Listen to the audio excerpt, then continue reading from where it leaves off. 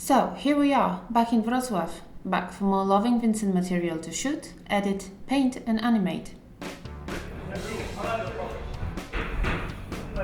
For more than a week, day in, day out, we were wasting no time to first prepare and then shoot a number of scenes that comprise a large part of Act 1 of our film. In terms of what we're doing here is that we're shooting reference footage which will later be painted in oil paintings frame by frame. And one of the big challenges that we are facing is the fact that the perspective and the distortion in Vincent's paintings is such that we're trying to morph real people into the distorted state that you have in Vincent's paintings. For this reason, we have post-production department working here alongside the shooting, so that we can be sure all these issues are addressed before we leave the studio.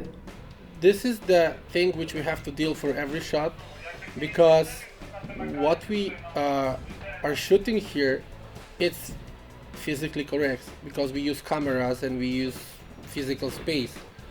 In Vincent paintings, there is actually no true perspective, so we have to anticipate what is the distance between characters, what can be the real size of the object and stuff like that. There? Yeah? We shot a number of scenes with Vincent, retrospections from his troubled childhood and later artistically formative years. The director had to face the most demanding actors, kids.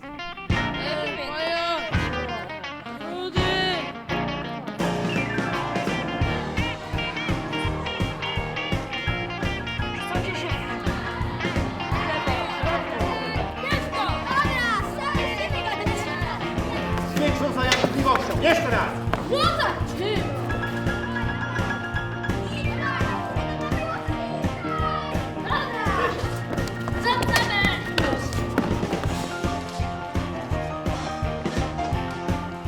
Another big challenge was teaching Vincent van Gogh how to paint.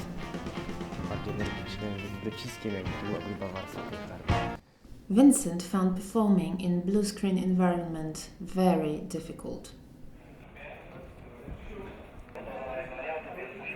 A more experienced actor, John Sessions, seems to have a simple solution to this problem. I'm just too busy just trying to remember the words and act properly.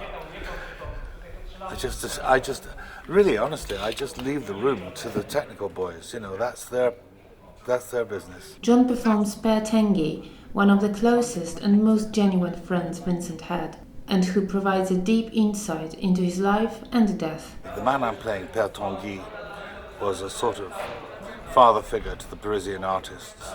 He was a colorist and a color mixture and seller of paints.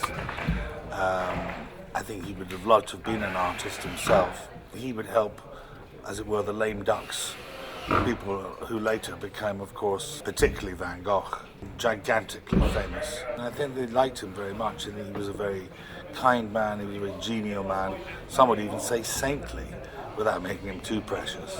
And Van Gogh paints him as a sort of almost like a Buddha sort of figure. But the thing, from an acting point of view, you've got to be very careful, because if you just play serene all the time, you just become a bit punchable.